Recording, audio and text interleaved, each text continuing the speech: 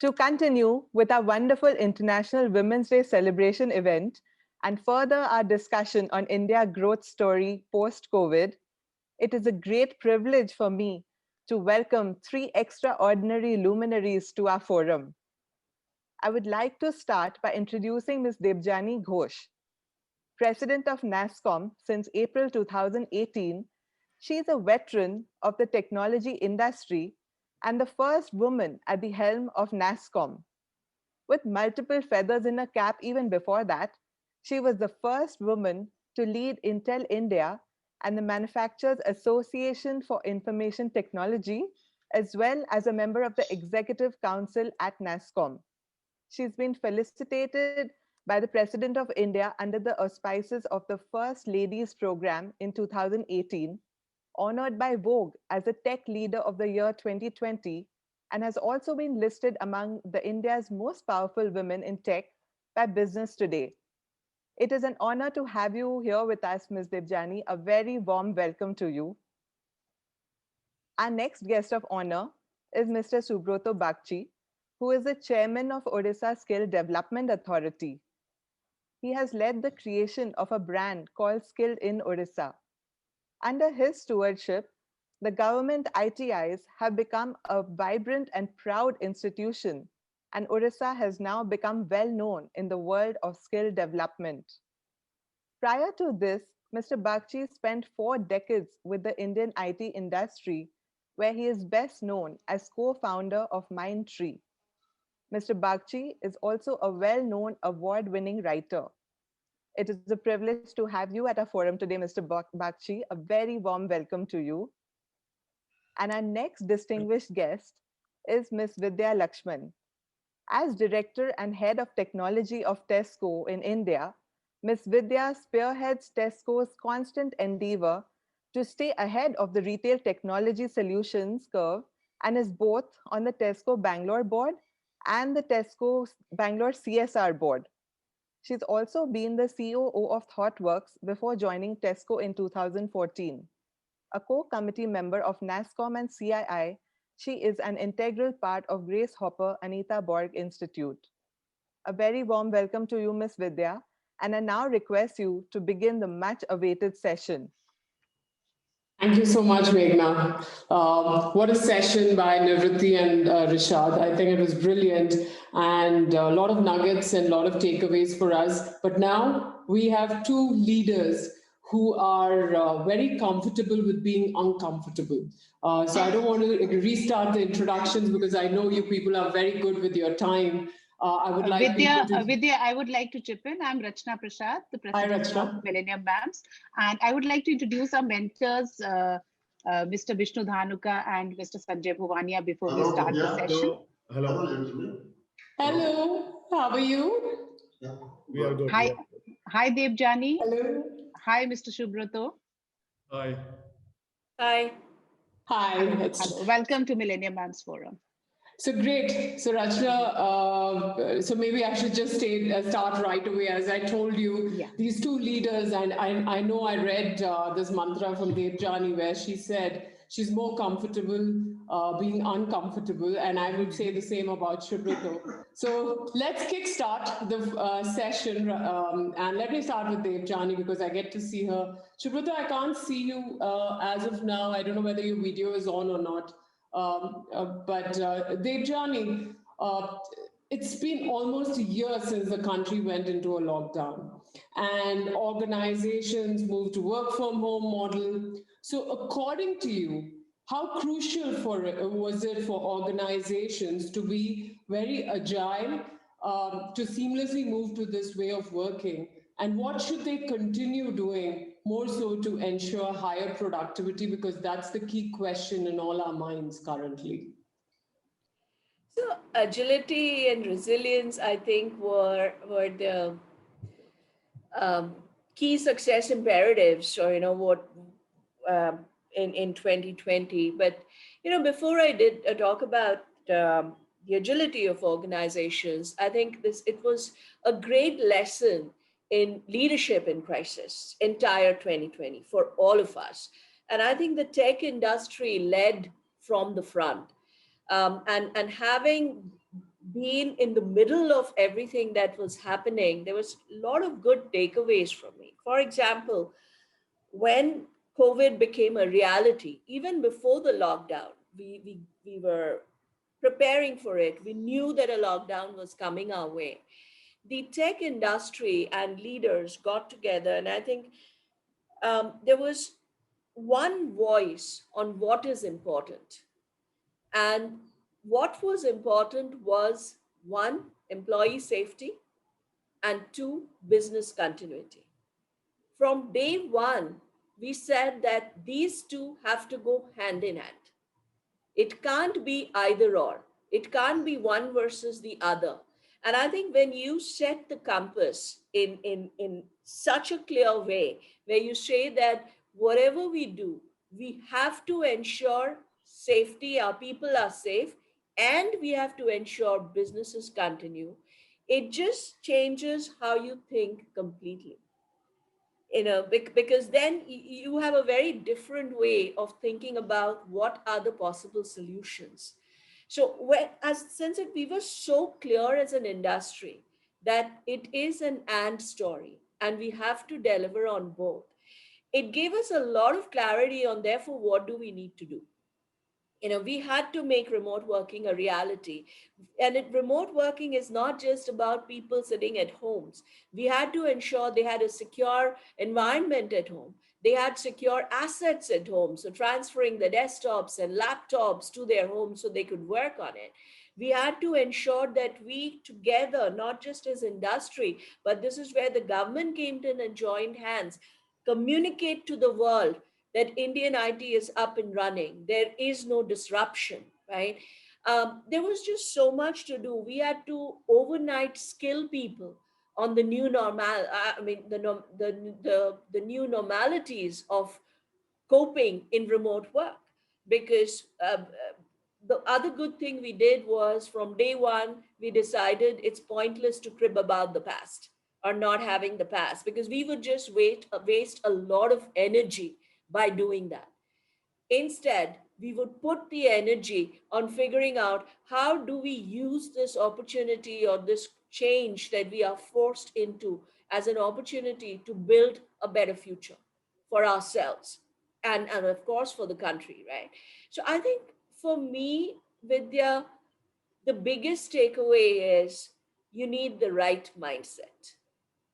If you have the right mindset, and yes, you're able to move fast and you're able to be resilient, everything else falls through. But agility and resilience without the right mindset would not have cut it for us. Very well said, Debjani. I couldn't agree more with you. At Tesco also, we had to make these changes so fast. And as you said, it was the leadership, it came top down. The communication was another key bit where we really had to communicate more than before. But well said, Debjani. Thank you so much. Now coming to Shubhruto. Shubhruto, we all know about skills and knowledge as the driving forces of economic growth and social development in a country. And Rishad was also talking about how knowledge is powerful and how currently everybody has access to it. So it's a zero-sum game, which is brilliant.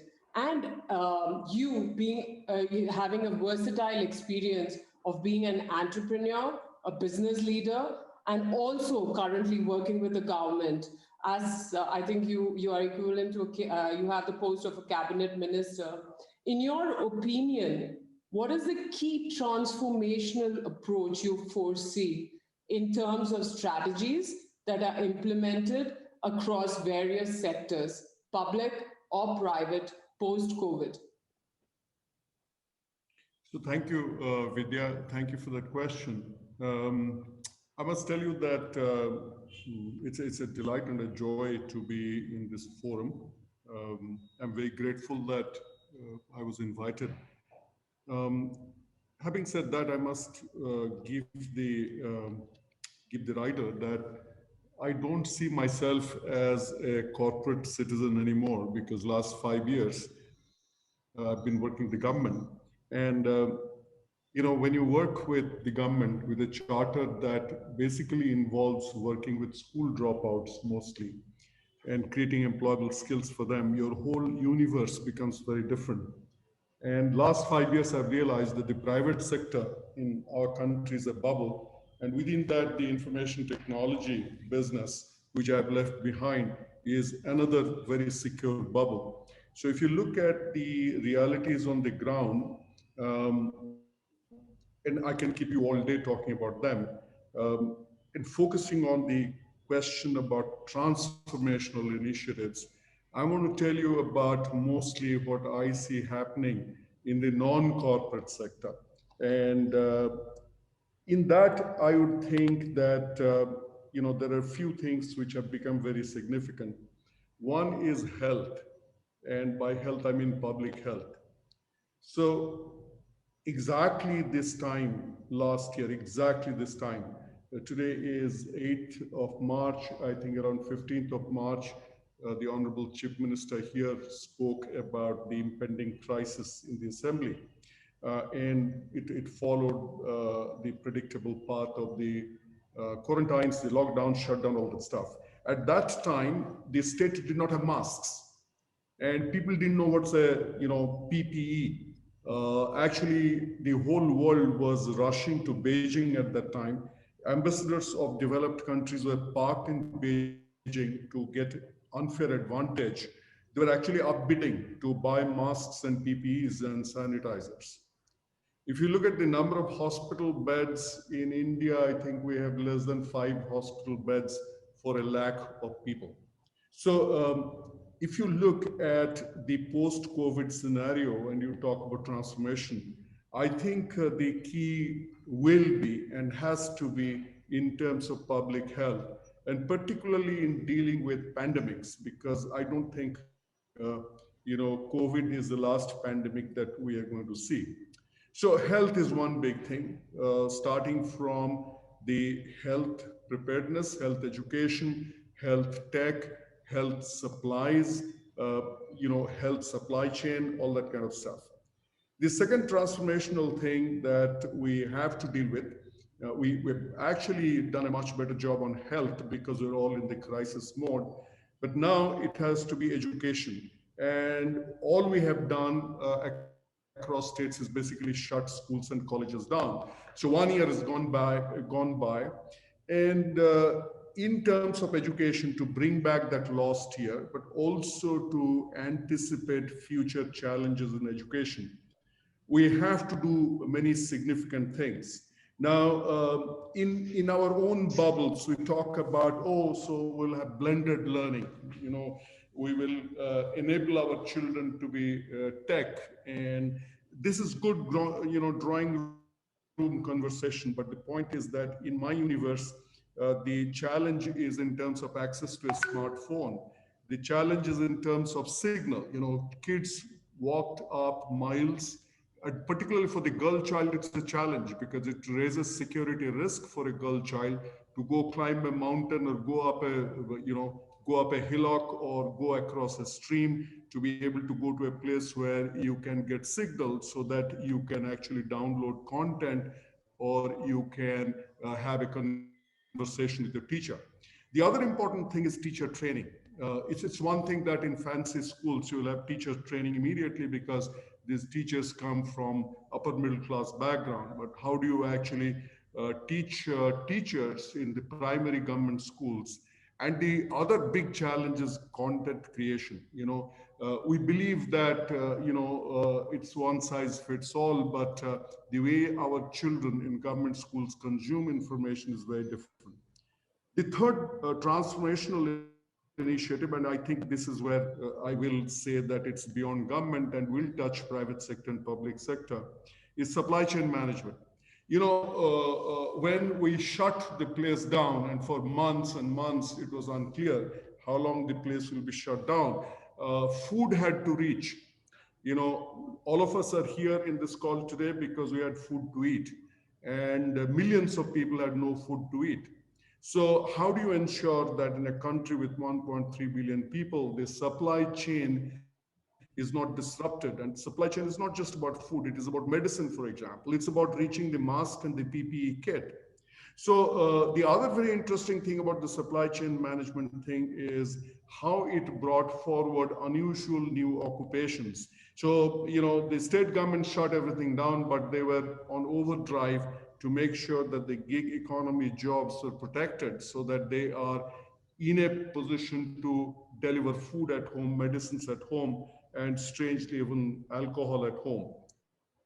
The fourth transformational thing that I'll talk about is how tech became center stage and will continue to play a dominant role. So today, it's amazing how at a district level, at a block level, Zoom has become a household word, not a household, government wide word, and how much government is today using teleconferences and video conferences and so on. In fact, I'm very pleasantly surprised that government's adaptability to tech has been a mind-boggling thing for me to watch. And the government infrastructure to build, and use tech has been really significant. And it's not just Zoom, it is about use of WhatsApp and social media and, visual consumption of information to be able to manage a pandemic of this size. And this will stay. The pandemic will go away, but I think tech has become center stage. Tech has become an arsenal for the government to be able to deal with, crisis as well as citizen, service delivery. So these are some of the key transformational initiatives: health, education, supply chain, tech. I could go on, but I'm respectful of, your time. So let me pause here. Thank you so much, Vidya. I think very well said. What you say is right. It has affected every function. It's not just a few that you have named, but we all know that it is affected across the board. And one thing which has accelerated digital adoption, let it be in the government, let it be in the private world, is COVID-19. And we've seen enough jokes going on there. But you really touched upon a great point about technology and how it's playing a very, very important role. So there's no denying that the future of technology will continue to revolutionize our lives. So in a few years, I'm sure driverless cars may be the norm for everyone, and robots will be commonplace in factories. So future technology is sure to transform our lives in unbelievable ways. For example, gig economy that you spoke about, or human machine, or humanoids in workplace or home. I was wondering, what about the tech regulation? I did read an article from you, Deb, where you spoke about how tech regulation would determine the future of tech. So my question to both of you is, and we'll start with Deb and then come back to you, Subroto. Are we too late in the game, especially with newer technologies like AI, and we already know about the gender bias, etc. I won't get into the details, but very curious to know both your take about this. So are we too late in the game regarding the tech regulation, let it be in private or government sector? Who's early in the game? Anyone has an answer? Who do we think is early?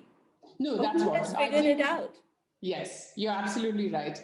But now we're realizing it, right? Deb, like Debjani, sorry. What are the issues with? Yeah, the whole world is waking up to the fact that, first of all, I think it's important to realize that technology is not the magic. Let's be very clear, right?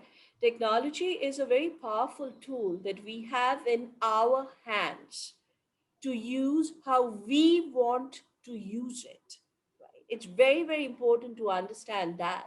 So there is no good or bad technology, because it's humans who are good or bad and who will use technology for good or bad. I think it's very important to realize this aspect of it. And I think worldwide, governments, even, and not just government, even the industry, if you've heard industry leaders, and I know Rashad was here before, I'm sure he would have talked about it, because all the industry as well as government is all talking about how do we ensure that we not only build technology responsibly, but how do we ensure technology gets used responsibly? How do we ensure that our technology is not creating um, divide or deepening the divide or creating harm? How do we ensure? And no country today has figured it out. Everybody is actively discussing it. So I think let's have a, I mean, let's be very clear on these things. We are not in this is not a sprint. This is a mega marathon. And there are no winners, or there's no one who's leading it today. Yes, there's a lot of discussion going on. And honestly, I think India, in my mind, if you're talking about regulation, I think the work that India has done, whether it is in data privacy or right now the non-personal data, which I'm part of, in terms of driving the recommendations, the intermediary guidelines. We are coming out with a lot of these regulations one after another, while I think a lot of other countries are still waiting and to see who will bell the cat. Because see, there's regulation is never going to please everybody. It's gonna it's and we are not going to get it right from day one. In fact, one of the things that I think I fear the most with respect to regulation is the rigid mindset we have had to regulation, where we framed a law and expected the law to be valid for 50 years. Today, we might need to go back and change the law in 5 months because we've realized something new about technology that we need to factor in. So it's very important to have a flexible mindset with respect to tech regulation. And we have to stop worrying about, it's not a race. We have to stop worrying about the race. We have to start worrying about, are we doing it right? Are we focusing on the right problems? Have we been able to identify? Most importantly, do we have a consultative process? Because no one in government and no one in industry has all the answers. We have to have a consultative process to defining regulation, and it has to be done. We can't wait for someone else to do it. We have to be, given how large we are, given how diverse we are, and therefore if technology gets misused, it can do a lot more harm in India. Uh, we have to we have to take the first steps, which we are doing. Brilliant answer. I think Debjani, you're absolutely right. It's the consultative mode is the key here, working with the corporates, private, public sector, everybody together. Subrata, I would love to hear your view about this, because the rate at which innovation, before technology changes were happening, and but the current state is that the implementation rate at which the implementation is being done is much more faster, and that's why it becomes imperative that we are very flexible and we all work together on this regulations. What are your thoughts about it? No, so I broadly agree with what Debjani has said. I really don't have a significant value to add here. The key has to be in terms of balancing freedom with regulation. It's a very delicate line. And, sometimes when we deal with issues like this, we do not realize that there are intergenerational implications, and there is a cascading impact of some of the decisions that you take.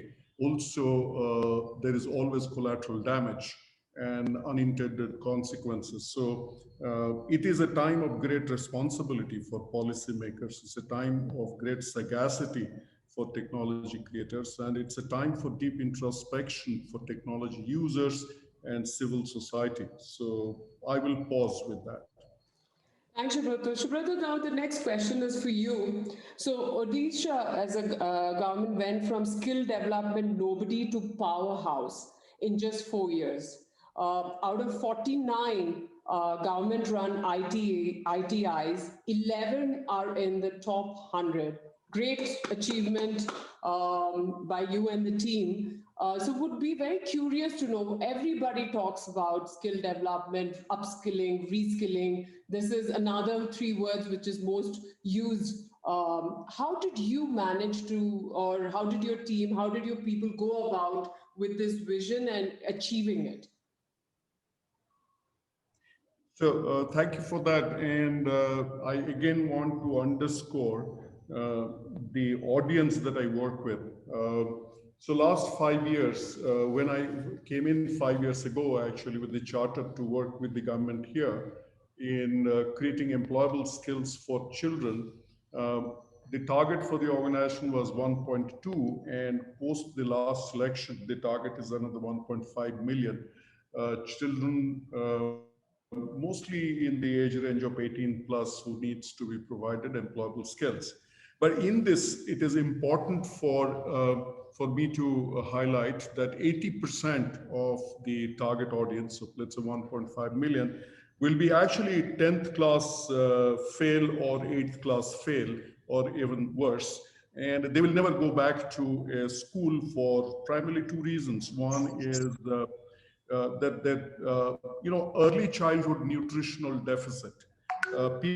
People may not know, but India is the headquarter of the world when it comes to problems of stunting and wasting. These are basically early childhood nutritional issues that impact brain development, which are irreversible. So these children will not be able to cope beyond their 8th or 10th class. And as a result, they will never go back to the educational system, however much you try and however much you wish. The second imperative is actually socioeconomic. So some of these kids have to come back and join the family in terms of bringing in money, bringing in income. So the target group for us is 80% of 1.5 million are basically school dropouts, will not go back to school. The 20% which are left are kids who will go to an ITI or go to a polytechnic. In this whole thing, we had many significant challenges.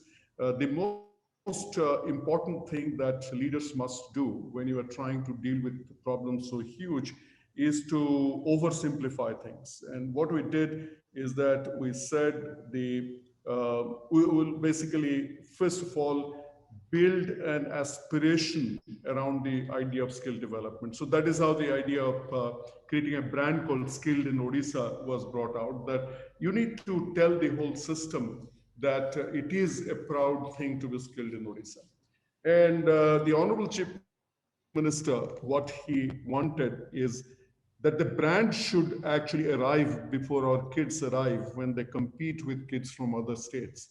And in this whole Skill in Odisha idea, there were three subcomponents. One is that in 3 years' time, from the time that the program began, corporate India should make a beeline to hire in Odisha.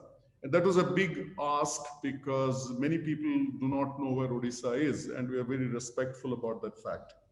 The second was in a 5-year time frame, not just corporate India, but international employers should come to Odisha to hire from here. If you look at a welder who gets probably 10,000 rupees in India and a subsea welder in Singapore port, that guy will get something like $35,000. But the skills, the competences are pretty much very similar.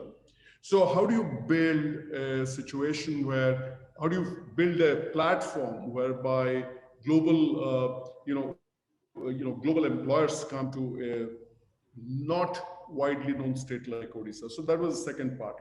The third part was that we wanted Odisha to be a skill box for, a sandbox, I'm sorry, not skill box, sandbox for innovation. It is important to get the process right. It is important to get to a situation where you are not just delivering what you deliver, but the how to should be such that it is something that can be replicated elsewhere. And a state like Odisha particularly was hungry for reputational capital. You think about Odisha when you think about the Konark temple, you think of Odisha when you think of Sambalpuri sari, art, craft, great literature, dance, and all that stuff. But you don't think of Odisha when it comes to robotics, and you don't think about Odisha when it comes to analytics and drones and subsea welding, IoT, and all that stuff. So it is very important that we build that reputation capital for the state, which is not just in the past, but equally into the future. So for that, it was important to present Odisha as a sandbox for innovation. So the Honorable Chief Minister was very keen that There may be great people elsewhere who would want to try out a new idea, and then they should say, I want to take this idea to Odisha and try it out there, and then I want to take it elsewhere. Thanks, Subrata. That's really nice to hear. I really like the concept how you people went about doing it. First, got the brand of Made in Orissa, and then afterwards started seeing to work on it. Debjani, I know within Nascom also there's a lot of focus on skills and a lot of partnership. What do you think could be the learning from the Orissa government, or is there something that you could share? How collaborative is it between Orissa with working with the governments and Nascom? As we know, Nascom works very closely. Yeah, I mean, I personally have not. I'm aware of the work Shubroto and the Orissa government is doing. I haven't engaged with them, so I won't be able to talk about it. But see, skilling as a whole is job one for the country. Um, India has always been a talent hub when you talked about STEM in the past, right? Our engineers um, fueled the innovation across the world. And I think that's something we should be proud of, but we should not be complacent about because the requirement of skills is changing very fast. And it's important to ensure that we continue to stay in the lead with respect to what we call digital skills. And the demand for digital skills, thanks to the new jobs that are getting created, whether it is data analytics or robotics program, et cetera, the demand is much higher than what the supply is today. I mean, the demand for these jobs are getting created at a CAGR of around 35 to 38%, and supply is getting created at a CAGR of around 30%. So there is a big gap. And this is global. So there is a huge need for countries to put focus on skilling because talent is going to rewrite the rules of competition. So investments will go where talent exists. Very simple, right? So if we want to continue to be a hub for IT innovation, attract investments, we have to ensure we have the right talent. And this is a key priority, not just for NASCOM, but even the government. NASCOM is working with the Ministry of IT and Electronics, and we have launched Future Skills Prime, which is a mega initiative to train around 4 million digitally skilled people in the next 3 to 4 years. And not just in the tech industry. In the tech industry, already 1 out of 4 employees are digitally skilled. We still have room to cover, but it's progressing fast, and the investment in skilling has gone up significantly. But now the focus is on analog industries because every industry, be it manufacturing, be it a bank, be it hospital, will need digitally skilled people. So how do you build the pipeline? How do you ensure that you work with universities? To bring about some of these changes, right? So that's a huge focus. And I just want to talk about one thing given the audience today. I think this is a tremendous opportunity for women, uh, because see, today you're on a level playing field. I mean, no one has what it takes. Everybody has to relearn, reskill in order to be competitive for the new era, right? So we've always been asking for level playing field, and this is a God-given level playing field for us. So this is our opportunity to ensure that we absolutely fast track our skilling journeys, our individual skilling journeys, because then the opportunities to do that are so immense. There are so many good initiatives, good platforms out there. So this is a fantastic opportunity for women to catch up, and not just catch up, but leapfrog, get a little ahead in the entire skilling journey. But the ball is in our court. The onus is on us. I mean, is this something we want to take up? Because talent or having the right skills is what's going to define not just employability, but success. So this is a huge opportunity to change the balance a little bit. Yes, thanks a lot, Debjani. Couldn't agree more with you. I hope all the people who have joined this session heard it loud and clear that this is an opportunity. It's a level playing game now, and let's leverage what we have. But just coming back to this, Debjani, I read some statistics. According to the Women and Technology study conducted by PwC in 2017, only 3% of women say a career in technology is their first choice.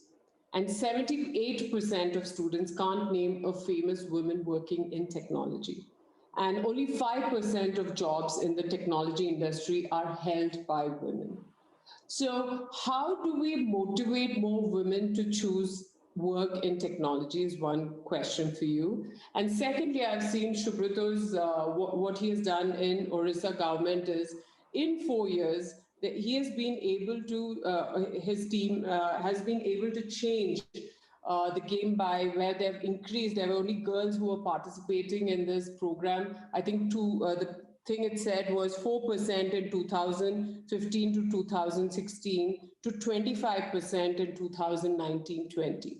So would love to hear both your views. Maybe Debjani, we can go with you because you just spoke. What is stopping women from getting into technology? I'm specifically asking for technology now.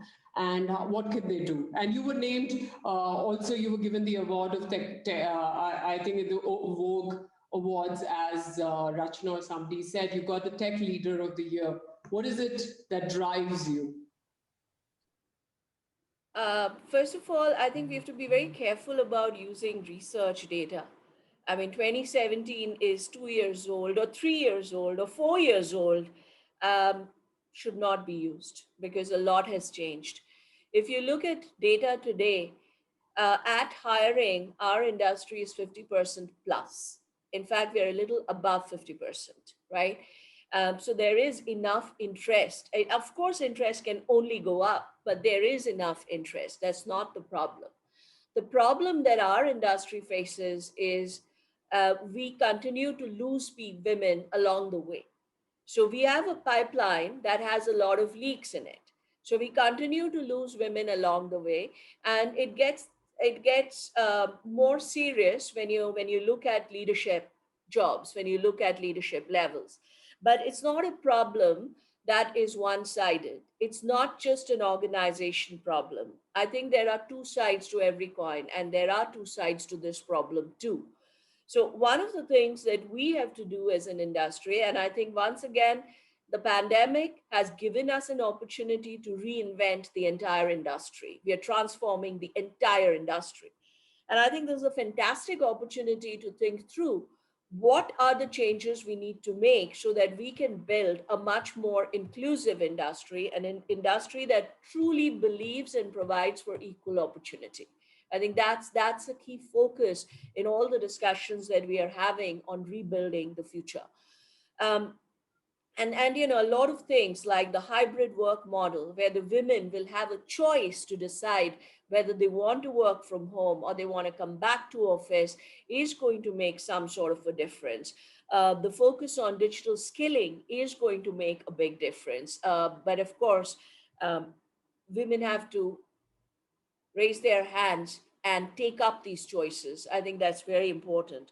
So, there are always two sides to a coin. I think the opportunities that women have today are far greater than the opportunities, say, I had when I started my career. And it's great. It's great. I mean, if that didn't happen, I would be very worried, because a lot of time has passed between when I started my career to now.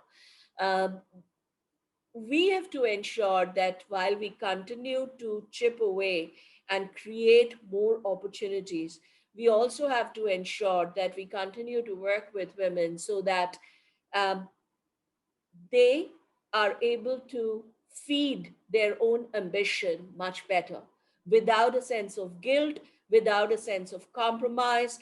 I mean, first of all, if you have to celebrate one thing today, celebrate ambition. celebrate ambition in women. It is a good word. It is what gets us to the next level, right? So celebrate ambition. And if there's one thing you can do, each of you can do at your own level or organizations, etc., it's take one more step towards equal opportunity. I think that's what is truly important um, and needed. Yeah, couldn't agree more with you, Debjani. I started my career in the late 90s, and I can tell you I was the only woman engineer when I started. And even now, as I've grown up the ladder, I've seen I'm the only woman sitting in the boardroom. Yes, there are a lot of women who start off, as you said, when we are hiring within Tesco. Also, we have at the initial stages, and that's a great that is really good data to look at, especially more so in India, because we have more girls and women joining STEM, but unfortunately, we can't say the same as few. I think after 5 to 6 years, drops by 35%, and at mid management or senior management, we definitely have a lot. We have a lot to work but Vidya, on. I'm gonna challenge you a little bit here when you're talking about women in STEM and technology. I also believe we wear a lot of filters. For example, how many in this audience know these names? Sarah Gilbert, Caitlin Carrico, Oslem Turesi, Dr. K. Sumati, if not the above three. How many of us know? Maybe just a raise of hands. I can hardly see any hands go up. Sarah Gilbert was the Oxford COVID vaccine designer. Yes. Okay. Caitlin Carrico is an expert in RNA, and her expertise led to the breakthrough in the Pfizer vaccine.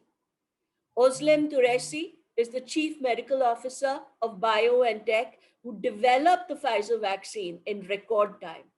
Dr. K. Sumati is our very own scientist who leads the R&D at Bharat Biotech. These names are out there. I think there's something wrong with us because we are reading these names. It's not that we are not, but why are they not registering with us? That's a great And I point, think that's a Debjani. question we have to ask ourselves.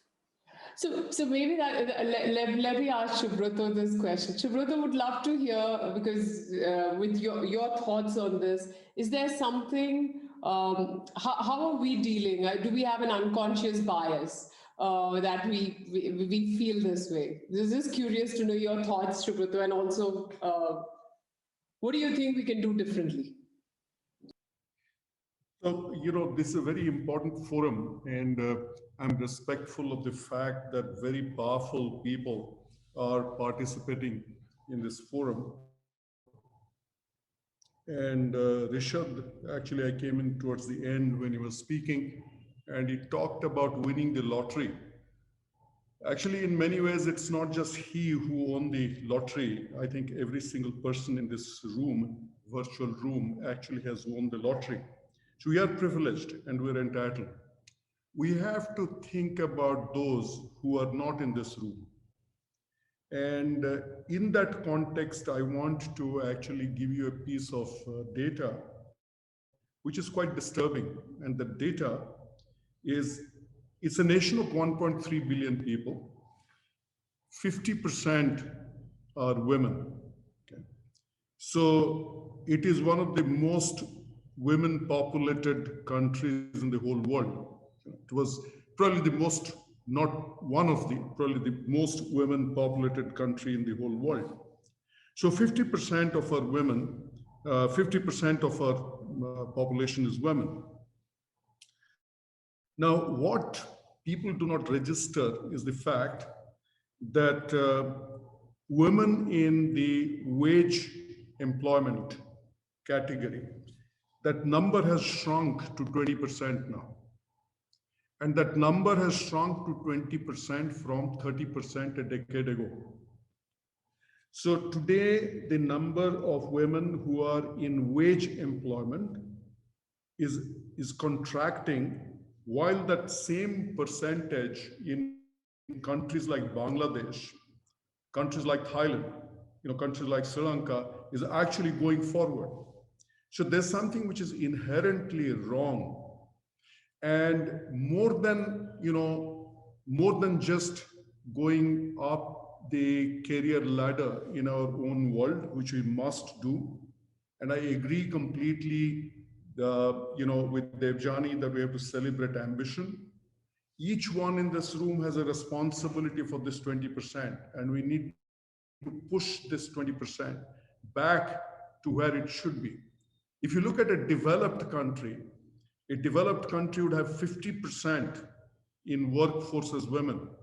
Only when you increase the number in the workforce, okay, across various kinds of work, that the gender equality will come in. Now, if you look at 20% of women in the workforce, and there's obviously major structural problems and issues, from policy down to implementation to advocacy, to also the level of responsibility each one of us must take. If each one takes responsibility for one woman and think about not moving her from poverty to respectable poverty, which is what we have been doing in the last 75 years or so of freedom. How do we actually telescope the progress that these women who are not in this room are able to make?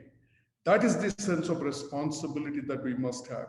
I think it is time that we need to take a different India together with us. It's a very disturbing situation. And one reason that that number has fallen to 20%, actually two reasons. One is rural jobs are coming down. Okay, these jobs are all in the urban areas, and women traditionally were in agriculture, and agriculture jobs are shrinking. And as a result, women are getting off the workforce. The second major thing why women are coming away from work is because of safety. This country's safety standard for women is abysmal.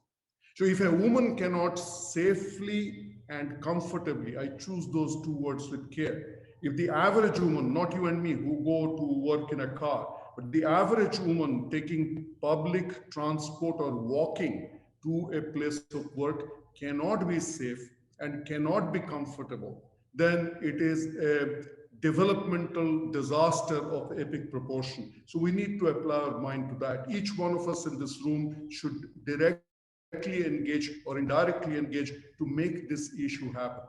20% of women in wage employment is a matter of unmitigated shame for a country like ours. Yeah, it's sad to hear that, Subrata, and also we all know with COVID-19, the people who are affected the most are women, from where we read across the board. Having said that, I was just seeing if there are any questions for you. There is a question, maybe you both can take it. Subrata, I'll start with you. Isn't vocational training the answer to this? They're saying, isn't education the key thing? Maybe that's what the question is, Subrata. They're saying how we deal with education, and the change in education system might lead to better vocational training.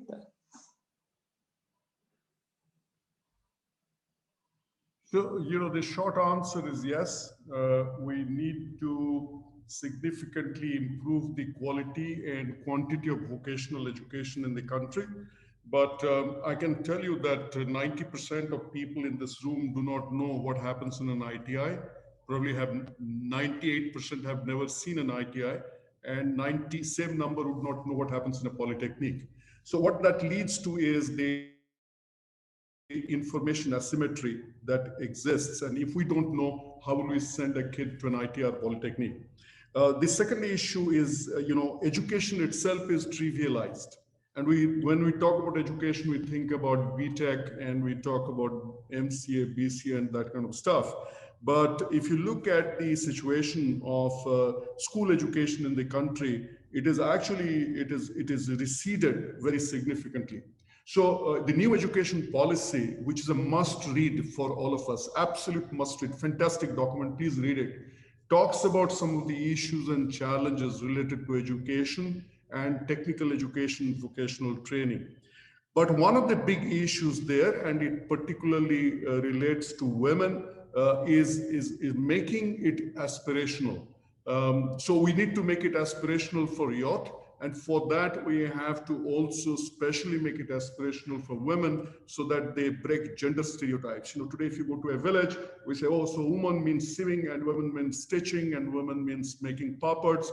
But we want to break out of that and say a girl child can actually can haul a locomotive, and a girl child can be a welder, can rivet a aircraft body, because those things are today no longer in the sphere of fancy. They are absolutely deliverable. And actually the girl child is more competent and capable in vocational training because they have better dexterity, they're smarter, they're bigger balance between the left brain and right brain.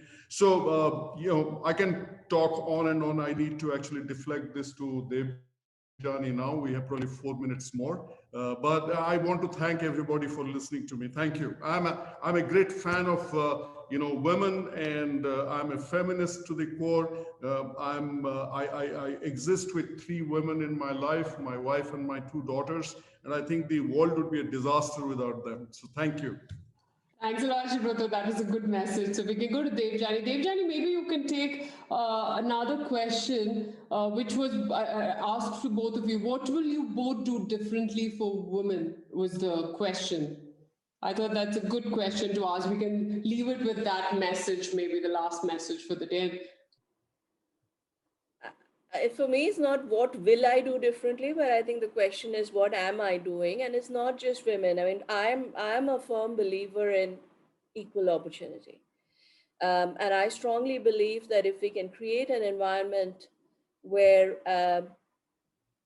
from hiring to promoting to every performance management, gender does not play a role, where we are actually looking at capabilities more than anything else, then this world will be a much better place. Because if given an equal opportunity, I think women will absolutely rock.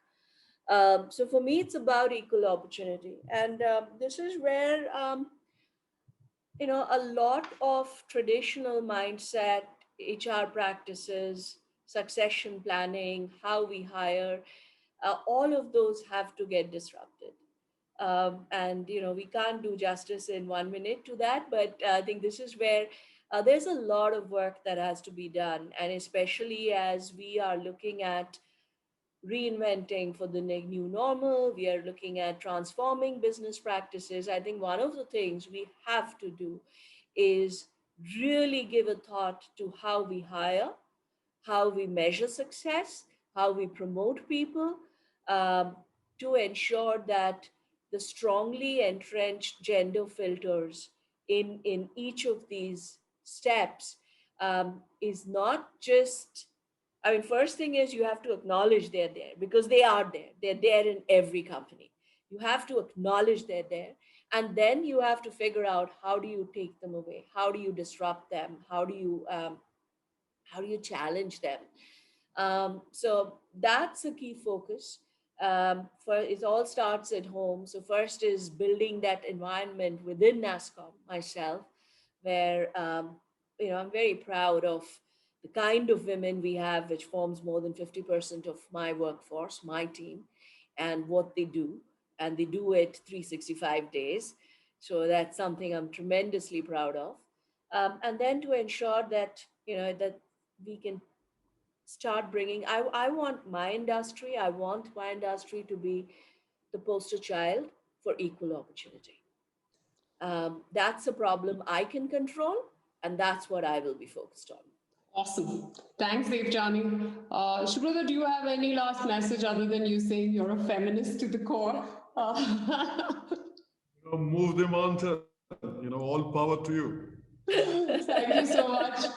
Yeah, Shubhrata. I will be there right with you. Yes, and I would believe that. Shubhrata, I don't see the bicycle behind you. I remember you had your favorite bicycle, remember? This is my office. Oh, so cool. Thank you so much, Shubhrata and Debjani. Just to everybody who was listening to us, you saw that we had diversity of views, difference of opinions, but that's what brings us together. It's not necessary for each of us to have the same kind of opinion in everything. And as Subroto and Debjani said, it's very important for us to stand up for what we really care about, and we should be there asking for what we are, and ambition is very, very key.